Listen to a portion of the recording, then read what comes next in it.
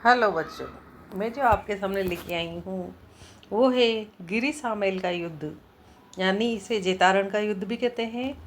और ये 1544 का गिरी सामेल या जेतारण का युद्ध कहलाता है। 1544 में वर्तमान पाली जिले की जेतारण तहसील के गिरी सामेल नामक स्थान पर दिल्ली के शासक शेरशाह सूरी और मारवाड़ के शासक मालदेव के बीच युद्ध हुआ।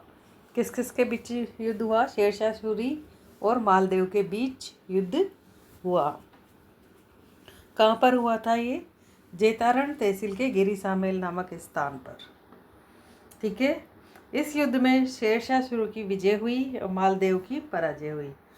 शेरशाह सूरी जो विजय हो गया और मालदेव हार गया।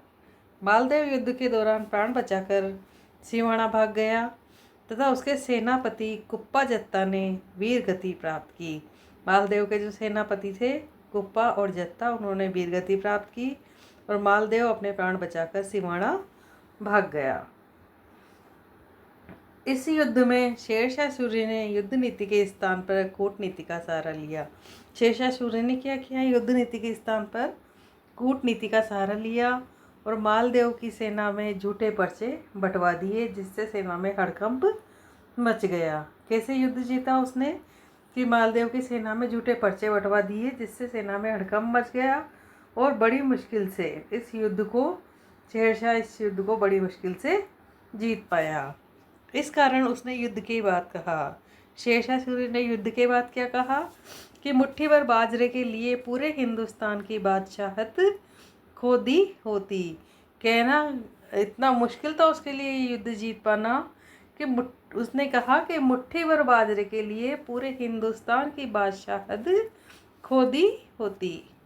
ठीक है ना, क्योंकि एक छोटे से क्षेत्र को जीतने के लिए पूरे हिंदुस्तान की सत्ता मेरे हाथ से चली जाती। इतनी बड़ी बात उसने कहा, इतनी मुश्किल से वो इस युद्ध को जीत पाया था। ठीक है। मालदेव को निजामुद्दीन ने असमत वाला बादशाह कहा। मालदेव को क्या कहा? निजामुद्दीन ने कि असमत वाला बादशाह कहा। शेरशाह सूरी का बचपन का नाम फरीद था। इसने तलवार के एक ही वार से शेर का सिर कलम कर दिया। क्या नाम था शेरशाह सूरी का बचपन का नाम? फरीद।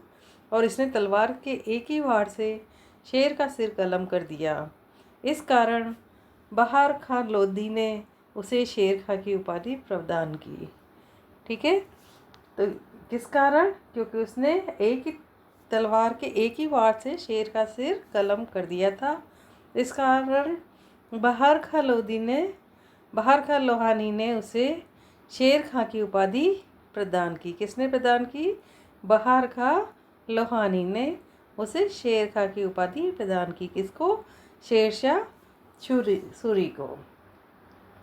शेरशाह सूरी ने ही प्रसिद्ध ग्रांड ट्रंक रोड, जो नेशनल हाईवे 7 है, का पुनर्निर्माण करवाया था, जो भारत का सबसे लंबा सड़क मार्ग है। शेरशाह सूरी ने किसका निर्माण करवाया था? ग्रांड ट्रंक रोड का, जो भारत का सबसे लंबा सड़क मार्ग है, जो नेशनल हाईवे 7 कहलाता है। मुझे उम्मीद है आपको ये जानकारी अच्छी लगी होगी। और जानकारी लेके आपके सामने आएंगी। तब तक के लिए हमारे चैनल को लाइक शेयर सब्सक्राइब कीजिए। जय हिंद, जय भारत।